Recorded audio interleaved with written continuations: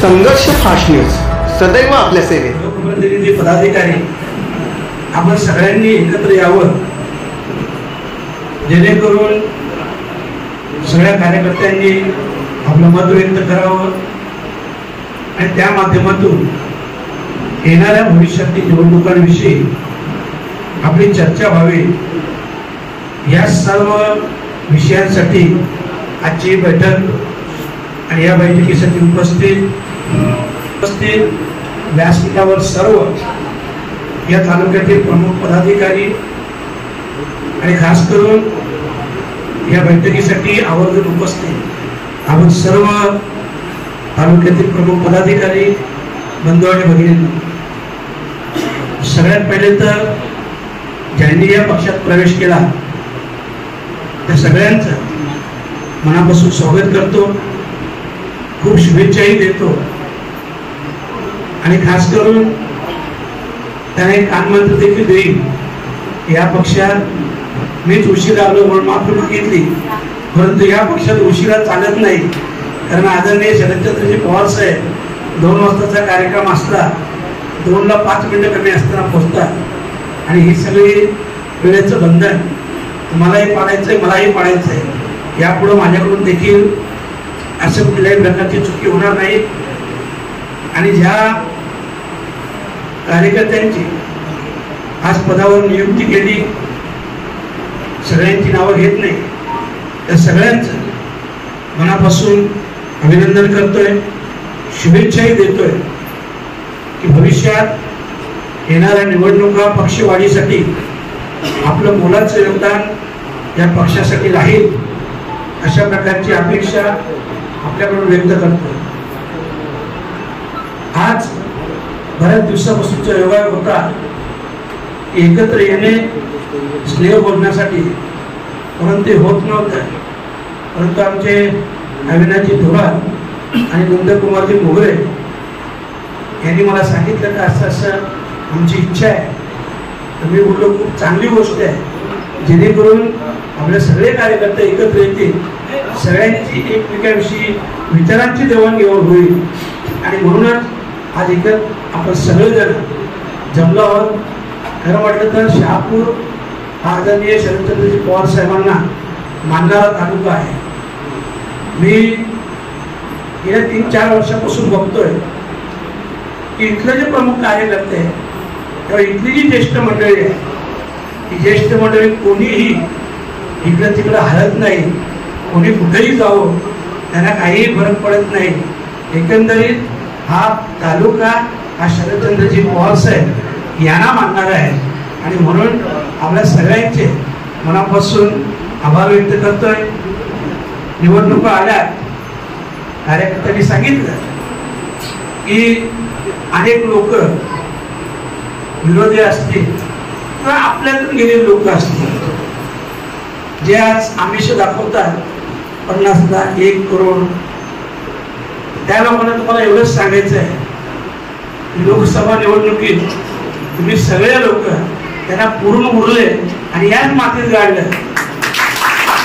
त्यांनी आमिष ताकद कमीत कमी राष्ट्रवादी काँग्रेस पक्ष शरदचंद्र पवार या पक्षाला ते दाखवू नये, कारण तुम्ही तुमची ताकद त्याला दाखवलेली आहे आणि म्हणून कुठल्याही आमिषाला बळी पडण्याचं काही कारण नाही. जे फोन करतात त्यांना मी सांगेन, अरे जेव्हा तुमच्या वेळ होती ना तुम्ही आम्हाला फोन केला, तुम्ही याच सगळ्या कार्यकर्त्यांची मदत घेतली, दिवस रात्र मेहनत घेतली. काही गोष्टी तुम्ही कुठं कुठं चुकला बोलू कधीतरी. आज ती काय बोलायची वेळ नाही आणि तेवढा काय मोठा तो विषय सुद्धा नाही, परंतु मी आपल्या सगळ्यांना एवढंच आश्वासित करतो, येणाऱ्या निवडणुका ह्या आपण एकत्रपणे महाविकास आघाडी म्हणून लढणार आहोत आणि खूप ताकदीने लढणार आहोत. लक्षात ठेवा, ताकदीने लढणार आहोत. आणि हेही सांगतो, ज्याही निवडणुकीमध्ये जी ताकद लागतो ना, जी लोकसभेला वापरली साम दाम दंड भेद, ही पूर्ण ताकद या तालुक्यात वापरली जाईल. आणि मी तुम्हाला सांगतो, 15च्या 15 जिल्हा परिषद मेंबर, 30 पंचायत समिती मेंबर हे महाविकास आघाडीचेच असतील, यात कुठल्याही प्रकारची शंका तुम्ही बाळगू नका. फक्त बोलता बोलू द्या, आपण करून दाखवायचं आणि तुम्ही ते करून दाखवलं. आणि म्हणूनच मी आजच्या दिवशी एवढंच सांगेन. आणि बाकीचे काही विषय आहेत, आमच्या थोरात साहेबांनी सांगितलं की अनेक रस्त्यांचे विषय आहेत. सामगावच्या अलीकडचा ब्रिज आहे. थोरात साहेब हे सगळ्या कामांचं एक मला पत्राद्वारे आत्ताच एक फक्त लिहून द्या की कुठले कुठले विषय आहेत आणि त्या विषयाला अनुसरून त्या त्या डिपार्टमेंटची जी लोक असतील, अधिकारी असतील किंवा इतर काही विषय असतील, आपण आंदोलन तर करायचंच आहे, परंतु अगोदर ही सगळी पूर्ण माहिती घेऊ. कारण काय होतं, हा रस्ता एखादा रस्ता असेल, तो कधीपासून थांबलेला आहे, त्याचं किती काम झालेलं आहे, त्याचं किती बिल काढलेलं आहे, ते काम का थांबवण्यात आलेलं आहे. ते काही वेळा जागांचा प्रॉब्लेम असतो, काही वेळा कॉन्ट्रॅक्टरचा प्रॉब्लेम असतो, काही वेळा अधिकाऱ्यांचा प्रॉब्लेम असतो. तर हे सगळं आपल्याला समजून घ्यायला लागेल. आणि त्यानंतर या सगळ्यांच्या विरोधात एक शहापूर तालुक्याच्या वतीनं चांगलं मोठं आंदोलन उभं करू. कारण आज आपण सगळे पाहिलं असेल, ऑलरेडी आपली सगळ्यांची ताकद होती आणि त्या ताकदमध्ये आणखी भर पडलेली आहे. म्हणजे मला वाटतं आता या तालुक्यात आपण सगळ्यात जास्त मजबूत आणि सगळ्यात जास्त ताकदवर हे आपण झालेलो आहोत. यात कुठल्याही प्रकारची शंका नाही. परंतु तरी सुद्धा गाफील न राहता आपण सगळ्यांनी खूप मेहनत घ्यायला लागेल. बघा, समोरचे लोक आहेत फक्त आमिष पैशाचं, बाकी काही नाही. आणि तेही आपण बघूया, हे लक्षात ठेवा.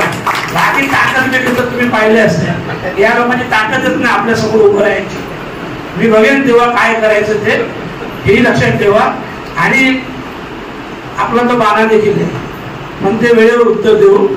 फक्त आपलं एवढंच सांगेन आजच्या दिवशी की आपण एकत्र, मला वाटतं आमचं अधिवेशन 15 दिवसात संपेल.